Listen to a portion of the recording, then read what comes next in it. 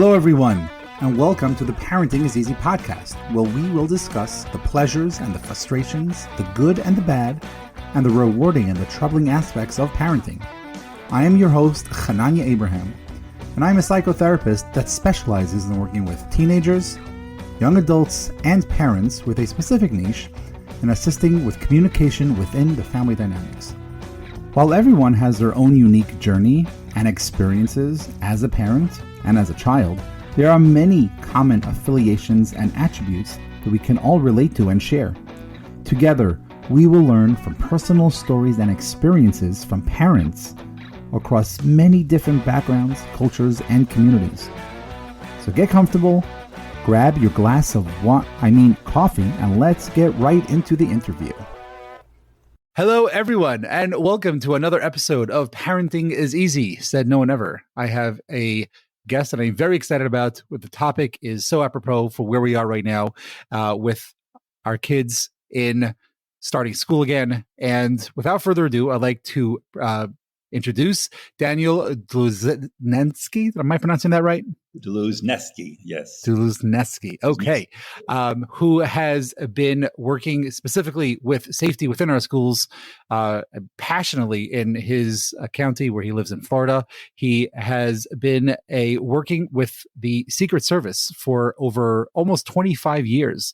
Retired, moved to Florida, and has since been working on making sure that our kids are safe in schools. Without further ado, Dan, thank you so much for joining us today on the podcast. Thank you. Thank you so much for having me on. I appreciate it. It's an important subject that needs to be talked about more frequently, I believe. Yes. And I think that's one of the reasons why, we wanted to have you on today, just to be talking about the concept of safety, but taking us back, from the work that you did for decades working within the Secret Service. I'm curious, just based on the concept of being able to assess a safety situation, and sometimes on a whim, how does one go about making sure that a situation is safe for their kids, whether it's at school or at home, based on your experience that you had within the Secret Service? Yes, a very good question. And my Secret Service training obviously helped me when I got into the school systems. And a little bit of an explanation, when I got thrown into it, obviously I knew what I was getting into. I didn't realize basically just a lot of common sense stuff that was going on. And I wasn't given full autonomy, but I was given the opportunity to visit these schools and see exactly what was going on. I wasn't a desk person. I didn't want to be a desk person. I wanted to get out and talk to the principals, administrators, teachers, parents at these schools and see what their concerns were. And I have to back up because, as you know, and as most parents know out there, the majority of the concerns are the curriculum and teaching these children, especially after we went through the pandemic, after a lot of things that call for defunding the police. So now you got to catch up. And what's happening, as we know, these teachers, administrators, superintendents are under tremendous pressure to bring up the curriculum grades for not only their schools themselves, but for the students also, which are falling way behind. For sure. So what I found out was, and I found out this also when I worked with the Secret Service, safety and security are way down the bottom of the list. When I worked for the Secret Service, we were just, I don't want to say we were just trying to push it aside. Okay, yeah, you guys do what you got to do, but please, there are events the president needs to go to. There are people he needs to see. There are areas he needs to go to. And we're like, well, wait a minute. Whoa. That's unsafe. We need to do this. So you got pushback in that ways. And it was a real, not a problem, but it was just something that we were used to. But still, we did the best we could of keeping the president safe, even though there were times that we would tell the staff, we really don't agree with this, but you would get pushback. So there was a lot of politics involved in that realm. When I got into the school system, same type of pushback. It was just a little different, except you realize that, okay, I understand you need to get your grade up in the school from whatever grade they're at, especially if they're a D or, God forbid, an F school. They need to raise it to a B or a C. So they're under pressure for that. Teachers are under pressure to get the curriculum done. So when you go to a meeting, let's say, and it's full of the principal, staffers, and teachers, and you explain to them what kind of drills that we need to do to keep the schools safe, you get a lot of eye rolls because they're already thinking, oh my gosh, I've got to take time away from teaching From these the students, learning. from getting, and exactly, from learning. And you're telling me it's going to take an hour to an hour and a half? And what would happen? Everybody's human. So what would happen is these schools would pre-plan. They would make sure it was announced. So they would say, okay, on this date, at this time, we're going to run our drill. Okay? So the teachers would get what I call pre-planning. So they would already have the lights turned off. They would already have the classroom doors locked. They would already have the students sit quiet because they want to get through this drill as fast as possible. So things weren't done, by the letter of the law for what was needed for that safety training, and it was more like, all right, let's just check off the box that it was that it was done. And it sounds like for a lot of us parents, when it comes to getting certain things done, whether it's I have to take him back to the dentist, it's just something that I have to do instead of it being more than just a safety, but it's important and making sure that the mouth is taken care of properly. And I'm curious when you look at that comparison regarding how we as parents look things sometimes when there are certain priorities that are important for us as parents. And yet at the same time, when it comes to the school system, there are certain things that are essential and really, really important and should be a top priority, but yet it's sort of put on the back burner. Exactly. And you do run into sometimes, not as much lately, of it'll never happen here philosophy. Oh, no, it'll never happen here. Never happened in our school.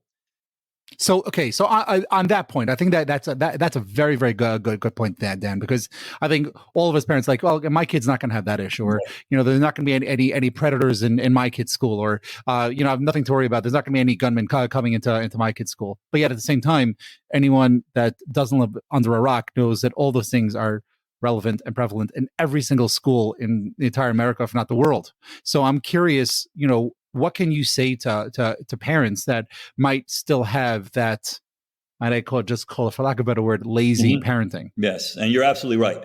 Doesn't matter what school you're going to, private school, church school, whatever school it is, you need to be prepared. And what I try to say is, look, yes, percentage-wise, it's not going to happen here. It's like getting struck by lightning. However, we still want to be prepared, and that's all it is. It's just preparation, and it's something very simple. It's something that, and we'll get to my book, which is just a guidebook. But basically, it's just, again, common sense. It's something that I want teachers and students, but mostly teachers, they're the ones that control the classroom, to go through the process of what happens during a lockdown drill. And I know we don't have a lot of time, but what's happening across the country is that everybody in safety and security wants to do something new. Okay, I got a new position, and as you know, when anyone gets in a new position, well, I'm going to change that. I've got to do something different. Right. We can't do the same old stuff we've been doing. So what they do is what's called options-based training, which means you will go to a teacher and say to them, okay, you've got two options. You can lock down, meaning stay in your classroom, stay quietly, the door's locked, we'll shut everything down, and we're going to wait for the police to come. Or we'll give you the option of running out of the classroom and away, apparently, from the shooter to a designated point outside of the school. So I always try to say, if you put yourself in the teacher's place, here you are as a teacher. Not only are you under pressure from 25, 30 kids, however many you have in your classroom, and I concentrate more on middle school, elementary school. Today's high school, they're adults. It's more like a college. Is there a difference in the way we go about prepping security for a high school as opposed to a elementary? Yeah, there is, because again, I'm showing my age, but back when we were in high school, you still were pretty immature. You hadn't reached puberty, whatever. Nowadays, look, they're adults, even though, yes, they're under 18, but I consider them adults, so they can think for themselves. They do have to follow procedure. But yes, your safety and security will be a little bit different for high schools than for middle school. Okay, so maybe that's something that we'll get a chance to focus on either later on this interview or maybe in a second interview. Yeah. But focusing on the elementary and younglings, I guess you say that is starting school now. You've got a teacher here again who's under pressure to get their grades up and stuff, and again, they just want to get this over with. However, when something happens, you as a teacher, you're saying, okay, there's an announcement. We've got a gunman on campus, or we're going into a lockdown, or whatever it is they put over the air, which I like to have them speak in plain language. There's a shooter on campus. We're going into lockdown. That's it. However, what's happening is that they will say, and this is on the teacher. This is not the teachers being directed by someone else saying, do this. So the teacher has to make that determination. Should I stay in my classroom or go to this designated point and take my kids out of here and go over there because I heard the shots behind me. So the gunman must be behind me. So I'm going to leave the classroom and go over here. We're all going to run and we're going to go over there. So you're saying to yourself, what? Wait a minute. Why would you put the pressure on the teacher to make this determination? Every study out there, there's not that many, but there's a couple of institutes. One is called Safe Havens International, biggest research company in safety and security. It's run by a gentleman named Michael Dorn. Been doing this for 35, 40 years. He's a former Georgia police officer. Anyway, his research has shown, and a lot of research in the national security officers and the national psychologists, and actually the Department of Education. Lockdown is the main focus of what you're going to do if you have an active assailant on campus. That is still the number one issue that works. Lockdown. Doors are already locked.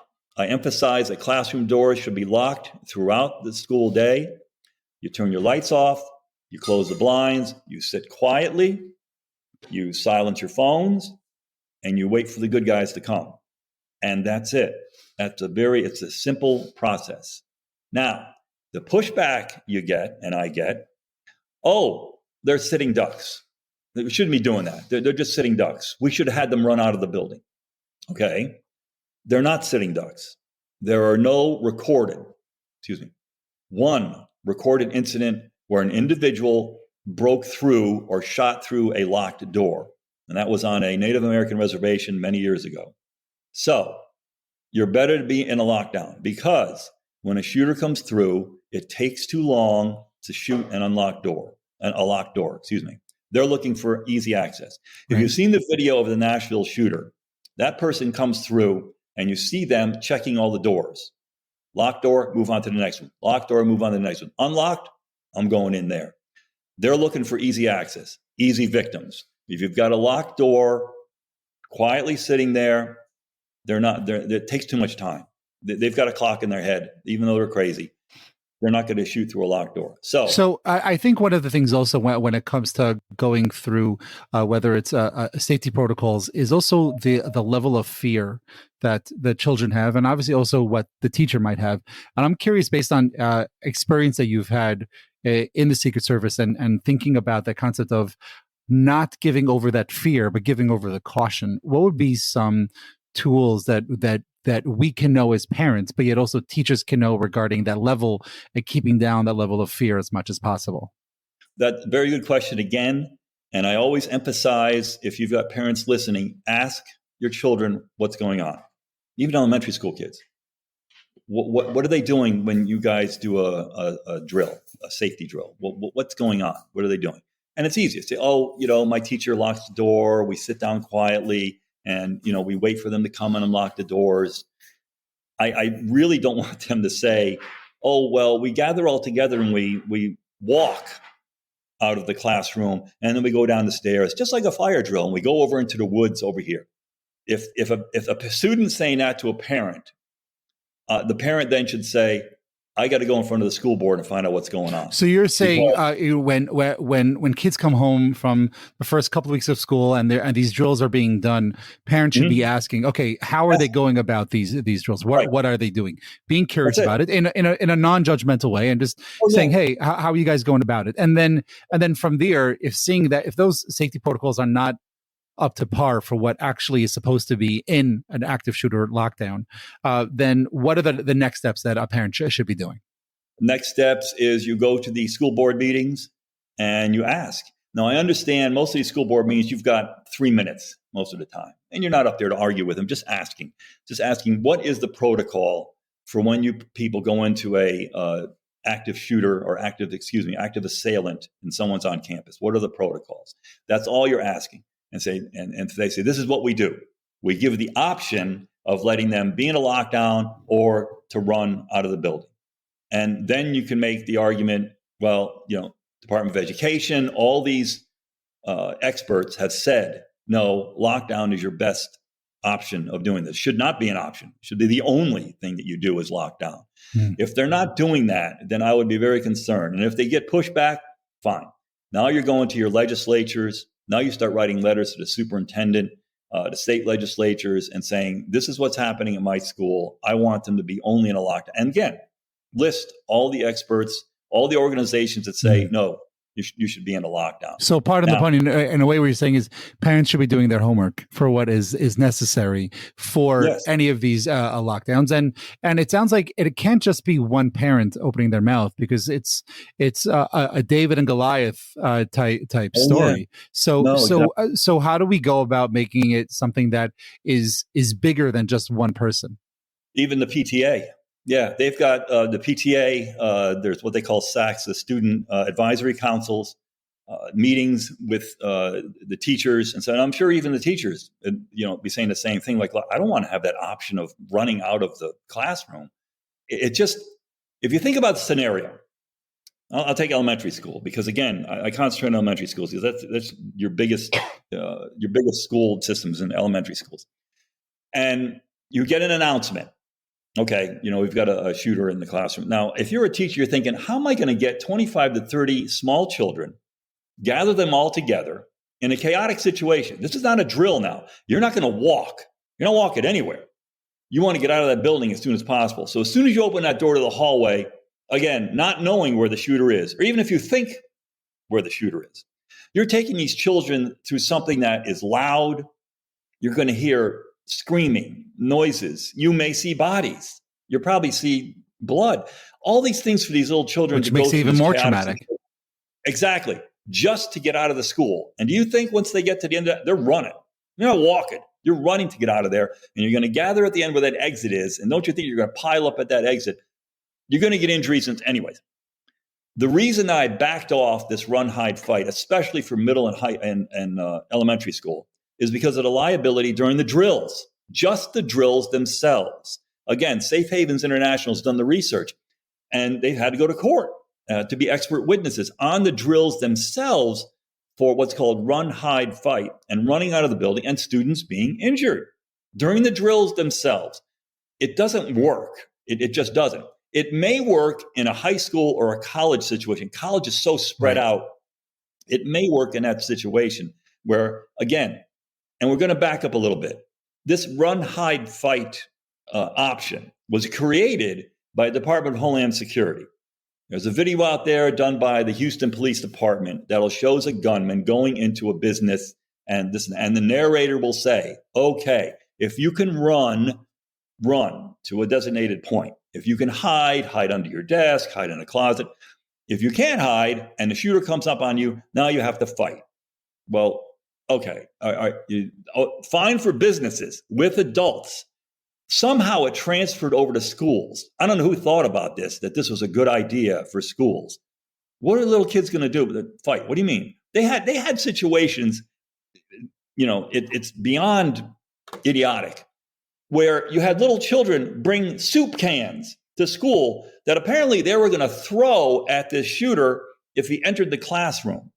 What? Well, what are you talking about? I'm going to have little 6 and 7-year-old kids distracting a shooter if he gets into the class. What are you talking about? Okay, so you bring up a very good point over here. So it sounds like even when there are situations where, let's say, the school is not up to par for what the correct safety is supposed to be in these types of situations, what can parents do on their own to tell their kids, this is what you're supposed to be doing? Obviously, not being the outlier in a certain way so that you're different than everyone else. But at the same time, what can parents tell, and how can we be teaching our children what they should be doing in these high stressful and life-threatening situations in the school system. Once again, we get into these situations, and I've tried to explain some of this. If something happens and the teacher says, hey, we're going to run, there's probably going to be 5, 6, 7, I don't know, maybe 10 kids going, wait a minute. My dad said we're supposed to lock down. I'm not leaving this classroom. I don't want to go. I want to stay here. It's safer here. So now you've got a teacher saying, no, you're coming with me. It's not going to happen. So I encourage parents not only to just stay on top of this. Look, I understand the priorities. You want your children to learn well. You want them to catch up. You want them to test well. You want them to, improve. You want them to get there to the next level, whatever it is. However, safety, if they're not safe, they're not learning. I mean, right. That's the biggest quote. If they're not safe, they're not learning. So you want that school to know that my child,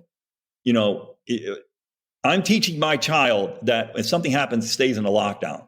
Don't tell me now that, you've changed it around. Well, we're giving them the options because we're going to run out of the building. There's something wrong with that. Again, I know it's a tough fight because school boards, they don't want to listen to you. It's, this issue now, which is happening with parents showing up at school boards for all these issues of, what they call censoring and banning of books and the gender stuff. I understand that school boards are getting this pushback on this, but the safety should be number one priority. And finding out why you're running drills the way they're running. That's all. You're just asking a question. Why are you running the drills this way when every other organization expert says, no, lockdowns are what works? Right. So, I mean, parents should be curious and really be on top of whatever it is that they can be within their school, and they have a voice. Basically, what I'm hearing you say is that they but are there emergency trainings or videos that parents can watch with their kids, or parents can watch on their own and then give over to their kids, that you would recommend? Or could be a handout or a PDF to download that can give a guidance for what the proper protocols are in not just active shooter situations, but in general safety within the school system? Well, not to be my own ego. I have a book. Oh, yes. It's called First 5 Minutes. Yes, and we are going to post a link for that in the show note, in the descriptions. It's only 77 pages long. You literally can get through it in an hour and a half. And the reason I made it so short is because it's very practical, concise, exactly what you need to do, exactly what teachers need to do to learn this stuff. And it's something that I wanted to make sure not only do I have a safety plan in there, but I've got what's called a guide where they're little credit card size guides that you can download and laminate. And the reason I found that these credit card things work is because I've talked to doctors and hospitals. They have the same thing. You put it on your lanyard because you need it for your copier, you need it for an ID. Sure. It slips right in there. And anytime some emergency happens, we'll just call a lockdown, you're going to forget stuff. I mean, you're probably going to freeze. Your mind is just going to go blank. And you're going to do stuff and you're like, what did I forget? Quickly look at the card. Oh, I forgot to turn the lights off. Oh, I forgot to shut the blinds off. Something simple, because it's a chaotic situation that you just forget a lot of stuff. So you can easily look at that. But is there a card out there that people can find online that you would recommend? Nope. Not that I know of. All right. So hopefully someone listening to this can be inspired to maybe pull one out there on the market. You can take what I've got in the book. It's just, I have a guide in there for lockdowns, lockouts, a bomb threat, I think tornadoes, whatever it is. It's, obviously it's very small and very small print, but just a quick little card that you can look at quickly and determine, okay, I forgot this or I forgot that. It's not going to be a full-blown thing that you're going to be able to look at. But again, the book is so short that you easily can look through it and say, okay, this is what we need to do. And I give the pros and cons of a lot of stuff in there that you're going to be dealing with. But again, it's all about just locking down. Sure. Now, I wanted to get back to where some parents disagree with the drills that are going on. They think that, or the student has told them that it's traumatic for them to go through these lockdown drills, and maybe even these option run, hide, fight drills. It might be traumatic. If the student is so anxious about something like that, then yes. And I would obviously talk to them and find out why it's so traumatic to them. It may be something that they're scared that something's going to happen. Again, I'm aging myself. When I was a kid, it was about the Cuban Missile Crisis, and we would have to go out in the hallway and just duck and sit on the ground in the hallway and duck our heads down for a certain amount of time because, again, we were afraid we were going to get attacked from Cuba. And when I was a kid, when that happened, I didn't even think about it. You're out there, you're grab ass and you're fooling around with your buddies. Teachers are trying to keep you quiet. Didn't think anything. Okay, let's just get it over with. We're out in the hallway now. Let's go back. Kind of like a fire drill. So, I would number one, I tell you what, read the book. But number two, talk to your student and just see what's going on. Why are you afraid of the drills? What's going on? Is there something specific? And tell the school, I need to know when the drill is going to happen because I don't want my student there that day. Now, I disagree with that completely because when something does happen, if or when, that student's going to be even more traumatized. Right. I mean, once they're going to be completely frozen in that situation. Exactly. And I've dealt with hundreds of drills from high school, middle school, and elementary school. And to me, obviously, the elementary school kids, they're the ones that are going to listen because they're small. They're not, I don't want to say naive, but they're small. They're going to listen to the teacher. And these kids, I've had schools where, luckily, they've got a double coverage. They'll lock the classroom door, but they've also got a bathroom inside the classroom. So you got 20, 25 kids, and I'll come in and we'll unlock the door. Where is everybody? They put them all in the bathroom. So here's these 25 kids in this tiny little bathroom. And they come out with smiles on their faces. And I was like, you guys get a gold star today. You did a great job. I said, I couldn't hear a peep out of these kids. You don't hear nothing, which is exactly what you want during the drill or during the real thing. You want that shooter to think that door's locked. I can't see. I don't hear anything. Nobody's in there. Move on to the next one. You want to delay that shooter as much as possible with layers until the good guys get there. And I tell you, the Nashville shooting, even they shot out the glass doors. I understand that. But they had layers of security, and those cops got there and took care of business. I mean, that whole thing was a great scenario of, how it should work. Now, okay, the principal should not have walked down the hallway, and got shot just like at Sandy Hook because you're not, what are you doing? You're not an armed individual. We don't need to talk about that. But back to parents and the traumatizing of kids during the drills, try to see if they can at least go through it, and, calm themselves down. These teachers do a really good job when they go through these drills, especially elementary school kids. And it has to be in trauma treatment. One of the things that we talk about is body movement, and the way to get over it, to get through the things and to be able to process it properly is through body movement and through actually having parts of the body move in certain directions to help us relieve some of that stress from whatever situation that we're in. And I think that exactly applies over here too. Right. And they make it not fun, but they make it like, okay, we're going to hide from the bad. They do kind of make a game out of it. And, the kids understand that. And it's just something really, again, percentage-wise, it's not that many parents that pull their kids out. It's not that, but it is an issue, and I just wanted to address it. But it's important, and the more often you drill, again, it becomes more rote, where the kids, okay, we're doing the drill again, it's okay. Got it. Sort of like the fire drills that we had growing up. We got used to it, and what tree is ours in the courtyard and stuff like that. I'm curious to hear from you regarding when teachers, when they're going through the drills and they see certain things, but yet they might be apprehensive to speak up to the principal, to how school is doing things. What would you recommend to teachers when they have concerns? That's a very hard question, because I do get questions from teachers going, look, there's nothing I can do. Our school does the run, hide, fight. What can I do? There's nothing I can do. I'm employed. I don't want to, go against this because, they're going to, fire me or whatever they're going to do. And I don't really have an answer for that. If the school system and the school board says, no, this is how we're going to run our drills, your hands are kind of tied. I mean, yes, when you do have your teacher meetings with administration, you can bring it up, but a lot of them may be adamant about this, going, no, we had XYZ company come in and they told us this is the way we should run the drills, so that's how we're going to run the drills.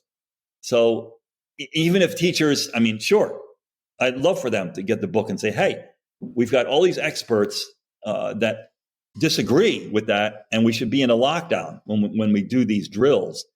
But I really don't have an answer for that because, again, they've got enough pressure on it themselves. Is it the teachers' responsibilities for the safety of the kids? And if they feel that they would know what to do with it, it could be someone that their spouse is a cop or in the military, and they have a certain level of experience, unfortunately, with something like this. Yes. Are they allowed to take matters into their own hands, or do they have to listen to quote unquote protocol? Again, good question. And again, if I was a teacher, I would, if I got tenure, I'm going to push back and say, no, I'm going to keep my kids in lockdown. If not, if I'm just starting out, I got to follow protocol. I got to do what they're telling me to do because I don't want to get in trouble. But yeah, if I've been there for a number of years and I got tenure and I found out, through reading and research and stuff, going lockdowns are the way to do it, don't lock your kids down. I mean, to me, it makes perfect sense because you're doing the right thing. And I'm sorry, if you got pushback, then you got a lot of research and a lot of people that'll back you up saying you're doing the right thing. And are there organizations or people that, if God forbid like that? Well, I tell you what, right off the bat, Department of Education, easily go on their website and they will state on there, lockdowns are the number one issue of how you deal with an active assailant on campus. They may, I don't want to say wishy-washy, but they may politically say there also was an option to run, hide, fight. But I guarantee you it says the number one option is locking down because the National Association of School Resource Officers, the same thing. National Association of Psychologists, the same thing. Lockdown's number one. I mean, these papers go back to the 90s after the Columbine thing. But they really haven't changed. They haven't changed their ideas of what works for an active shooter. Now, is there research out there or data out there? Not yet. It's just not out there yet. I'm sure there will be in the years to come some data, saying yes, 100%. You have to lock down. Run, hide, fight is just for schools. Doesn't work. What would be one or two preventative measures that you would like to see put into school and school systems more than what you're currently seeing right now?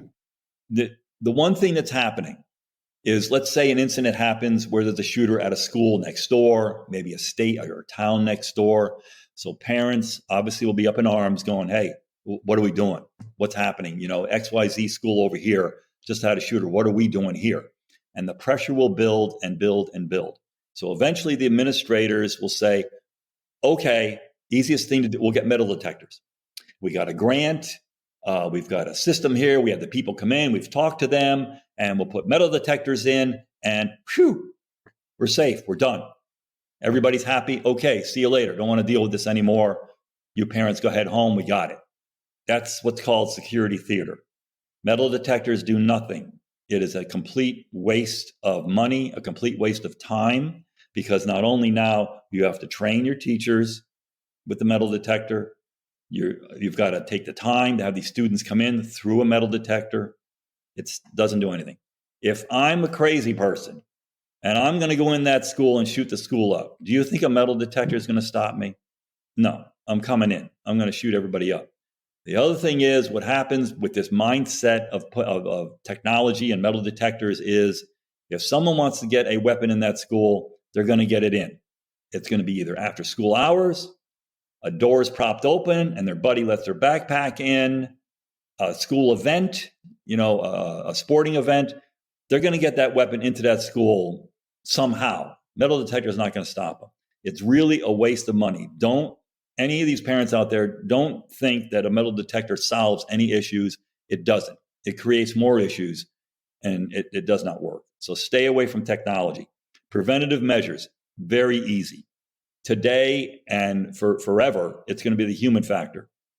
You have to train your staff and your teachers properly to know what to do in an event that something happens. Around the school, the number one thing is once classes start, all doors are closed and locked. You would have only one entrance once the school day starts. The other thing is classroom doors locked throughout the school day. An individual that wants to come in, any individual, I don't care who they are, They come into a lobby area that is secure, meaning they can't get past that lobby area unless they are allowed access. So once they come into that lobby area, they'll check in. I hope more than likely they'll be checked for any kind of criminal activity, which they have systems out there now that check that. As I think Raptor technology is the number one that checks, if there's any criminal activity.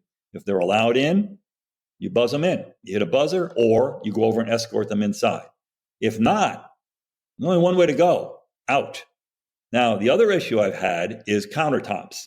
And usually what happens is something will happen, and then you got to fix it because you don't think about it. I had a parent who was divorced. It was the father who was coming to pick up his child. And this was at a middle school. And he was adamant about picking up his child. And the staff said, look, we don't have a card in our file that says you are allowed to pick up your child because there was a divorce battle going on. And the father said, no, I'm picking him up. Jumped over the counter, attacked one of the staffers, ran into the school to find his child. Luckily, that staffer wasn't injured too badly. But from that point on, we figured, wait a minute, these countertops are too low. It's open access. Anybody can jump the counter and get in. So we raised the countertops and we brought down glass from the ceiling. So now you just have a little slot on the bottom. And we got pushback on that. And I understand, because when you came in, it looked like a bank. I mean, it was very claustrophobic. It was very hard to... Well, if anything, the things that are behind that glass are probably more valuable than what's in the bank anyway. Exactly. And that's what we explained to parents when they came in and were taken aback by this claustrophobic feeling of this insulated area. And we explained to them, not only are you keeping staff safe, but now no one can go in and injure your child by jumping over the counter. So that ended that issue there. So that, again, layers. It's all about layers of prevention. You want at least a 6-foot fence. You want only one entrance. You want a lobby area that's secure. And if someone does get into that school, classroom door is locked, and you want to make it harder and harder for them to go along and find open access. And by that time, literally, I mean, the police should be, less than 5 minutes away, right? Hopefully. Right. And most places they are. I mean, Nashville, they showed up within 2 to 3 minutes. They were right there. Right. I'm curious. I know we've gone from talking about all the different preparedness and concerns, and obviously a little bit of advocacy that parents can work on as well, and who to speak to. There's another part over here that we touched on a little bit. I want to talk a little bit more about regarding the mental health and well-being of the children as they're going through this. What would you tell parents or tell the schools to be making sure to be aware of when it comes to the mental health of children when they're in a active shooter? Hopefully just a drill and nothing more than that. Again, it's these teachers. I'm very proud of a lot of these teachers. They know their students. They know which ones are probably a little more scared than other ones. And I've also dealt with disabled, when you're dealing with kids in wheelchairs, kids that have issues with, getting around, kids with mental health issues. And I'll go back to explain. And I'll tell you what, we've had, in my county, we had 2 schools that dealt with children that had mental health issues. And I'm talking about, turrets where just, the yelling, just Tourette's, out of nowhere, kids in wheelchairs, disabled kids. And when we ran the drill, again, the principal that was there knew what she was dealing with, and she had been dealing with for a number of years. I tell you what, we ran that drill, and each of these teachers and assistants and kids that were there helping these other kids did a hell of a job. I mean, it was just amazing. So you're saying collaboration and communication are key. Absolutely. When it comes to... They knew what they were doing. They quietly, and I said, look, you don't have to be 100% quiet. It's okay. As long as we get them into an area where it's locked down and they're safe. And they figured this all out. And they had these kids, and the ones even with turrets, they didn't hear a thing. Because I'm the ghost. I would just walk through as if I was a shooter, listening, banging on doors, yelling and all this stuff. You didn't hear a peep out of these kids. And I tell you what, it's all about preparation to get these kids ready for this drill. And they did an excellent job. And it's the same thing I get at all these other schools. Now, when you get, we'll kind of back off a little bit. When you get to middle schools, a little different.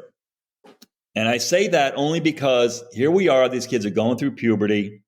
They're looking for autonomy in life.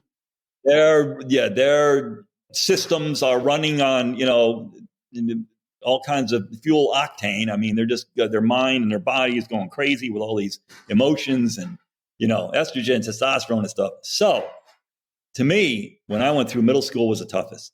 That was the toughest because they have a very hard time sitting still. They have a very hard time not taking it seriously. So I depended on the SROs. And I go into this category because my Can you explain what that is, please? SROs. SROs are school resource officers. And down here in Florida, fortunately, the legislature did pass legislation that said they wanted a school resource officer in every school in the state of Florida. Fortunately, my county did get the money, and they do have a school resource officer in each of these schools. These school resource officers go through intense training, as much as a police officer would go through. However, it's concentrating on dealing with children and dealing with teachers. They are an advocate.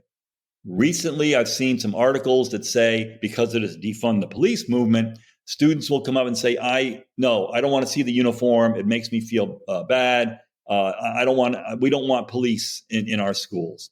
What happens is after a few months, it's actually parents that come up and will say, wait a minute, what are you talking about? I want those school resource officers back in that school. No, none of it. So what? So you're a little bit upset. Why? Because in a place that's not Florida, where we don't have that fortunate opportunity to have these SROs, what would you recommend as parents that we can try to advocate for in our school systems, whether it's private, public, or middle school or elementary? Yeah, that's another thing that you have to go in front of the school board and say, look, why don't we have school resource officers in our schools, and see what the answer is. If the answer is money, okay, fine. Now you're going to your legislatures and finding out why not. But they are the number one thing you should have in schools today. And what we did down here was it depended on the number of students in the schools. If it was 500, up to 500 was one school resource officer. If it got up to 1,000, you get two. You come in. And again, they are an advocate because what I've got pushback that, oh no, they're going to arrest our students. They're going to harass them. They're going to this, they're going to that. That's not what they're there for. They're not there to stop student fights. They're not there to spy on anybody. They are there to keep your students safe when something happens. They are an advocate, and they're an advocate between parents, teachers, and students. And I can't express enough how well this system works with them in place. And I'm talking about armed SROs. I don't want SROs that are armed. There's no reason for them to be there if they're not armed. So, do you find that the safety preparedness is different in public school as opposed to private school? And if so, what are those differences? Another good question. Yes, again, because private schools have a little more freedom to do what they want. They can bring in experts in the industry and say, tell us what you have. We want to see it. Want to listen. We want to see if we want to pay for your service to see what we want to do. And also, again, but as we know, it's all about money. So if private schools have the money, they can hire school resource officers. They can hire these companies to come in and find out what's the best way to run their school. If there's things missing, they have them come in. Public schools, they can ask. They can have the local police department come in. Hey, run a thing on whatever you've got to run on. But that's what happened in Libs, and that's one reason why I left the Pinellas County school system, because the legislation here in Florida decided that the police departments should take over school safety, which I completely disagreed with, because police they're reactive. They're not proactive. Some maybe, but they don't have the time. They don't have the time to do that. They don't have the time to train people. They're out there arresting the bad guys. They're not. It's not a proactive system. Anyway, if again, the difference between the public and private schools, public, they're going to take whatever they can get, but they've got to listen again to the school board. They've got to listen to the school board, the superintendent. Private schools, again, you get a little more leeway, and it's a smaller community. You're going to be able to do more on the side of safety and security, I believe. Okay, but as long as there still is that collaboration and communication, I think that sounds like what is key, which is like most things we talk about here on this podcast regarding our parenting growth that we're trying to accomplish is just keeping that open. I'm curious, as we wrap it up over here, are there questions or maybe concerns that are important for you to talk about that we haven't talked about yet here in this room today? Yes, and I've got more than five I can list. Number one, and this not for parents specifically, but for teachers, is to keep yourself safe first. A lot of times, teachers, principals, they feel they're my kids. I got to go save them. I got to take care of my kids. Right. No, take care of yourself first. The number one priority when anything that happens is you keep yourself safe first. Then you can help other people. It's just like when you're on an airplane and an oxygen mask drops down. Beautiful. You get it on yourself first. Now you're good. Now you can help the child or someone next to you. Number one, you keep yourself safe first. Number two was SROs. If they're available, you want school resource officers in your school. And I mean, those are my number one and number two priorities. Other than that, it's just basically preventative measures and drilling more often. This idea that, all right, we'll run fire drills once a month, but the active shooter drill, I will do it once a year or once every 6 months. That's not going to work. And no one's going to learn from anything like that. You've got to drill more often to get implicit memory, to get that rote in there that I know what to do when something happens. A fire drill is that I want to say it's not specifically a waste of time. When's the last time a fire happened where any child was injured? It's been hundreds of years. Schools nowadays, they've got sprinkler systems. You got walls that keep back 3 hours. You got doors. You got fire extinguishers. It just doesn't make any sense, and they won't change the legislation to do more drills with active shooters. I would like to see at least one of the priorities is to have more active shooter drills run properly more often. And I know oh my God, it takes away time from teaching. Sorry. It's something that I think is a priority. Okay.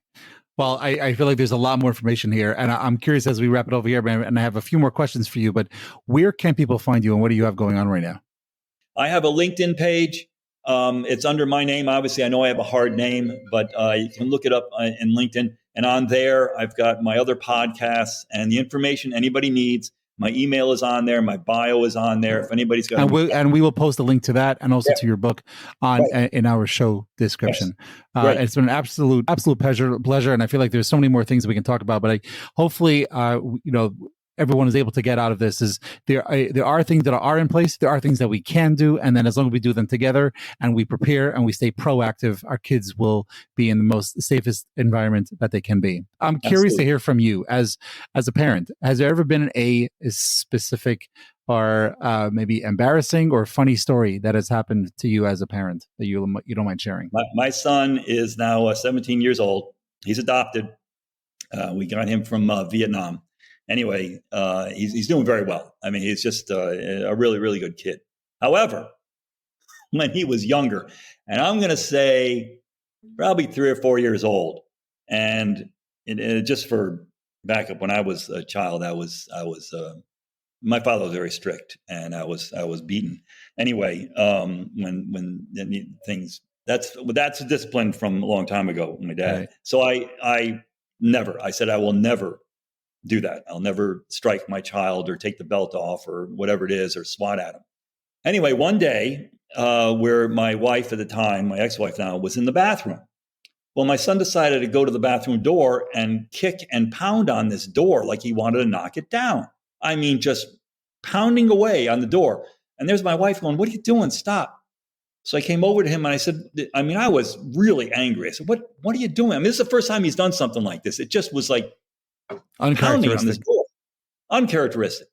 So I pulled him into his bedroom, and he's kind of walking away from me, and I swatted him on the butt. I just gave him a smack, which probably sent him up a couple of steps.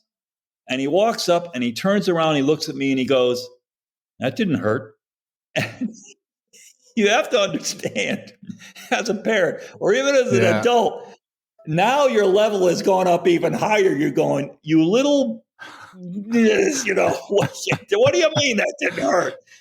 And it just was this arrogant, that you can't do anything to me. And, like I said, he was only 3 or 4 years old. But yeah, man, it sounds like it's something that really has stuck with you for the past 13 years. Stuck with me. And you just want to punch the wall. And I just walked away and I said, okay, just calm down.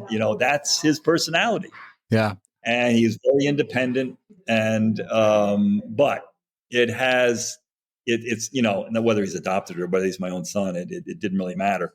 But you also want to see them be respectful. Oh, for sure. To your for sure. But that's a great story, and I think one that some of us here on this podcast can relate to. I'm curious if there is a book other than your own that you would recommend where people can get more information on this very, very important topic that we've been talking about today. I apologize. I haven't seen that, and the only reason I say that is because how about like a podcast or a website that people can get more information from? Well, I tell you what, my mentors are Michael Dorn. It's spelled D-O-R-N, and he's the chief officer of Safe Havens International, and you can easily Google them. It's called Safe Havens International. They're the ones who do the research. The other individual that I would recommend, his name is Ken Trump. No relation to the ex-president. He also has been doing this for 30, 40 years. He also has a website. I think it's called schoolsafety.com or schoolsafety.net. But you can Google his name, Ken Trump, and you'll bring it up. Those two are mentors to me. They've been doing it longer than I have. And I always go to them for advice on issues that come up. Okay. We will try to find these websites and post the links to them as well, because I think they could be very, very helpful. My final question to you, if you can think of a parental superpower that you would like to have, but it has to be a mundane and everyday parental superpower, what would you like to have? I know nowadays they call it parents helicopter parents, but really my superpower, be a fly on the wall. Yeah, you're not the first person to say that. Fly on the wall. And why is that? just to see what the hell he's doing in his room for 12 hours out of the day. Some of it you don't want to know, but some of it's like, what the hell why is he in his room this long? So yeah, definitely fly on the wall. Amazing. Well, Dan, it's been an absolute pleasure. Thank you so much for joining us today. Thank you. Appreciate it. Thanks for the time.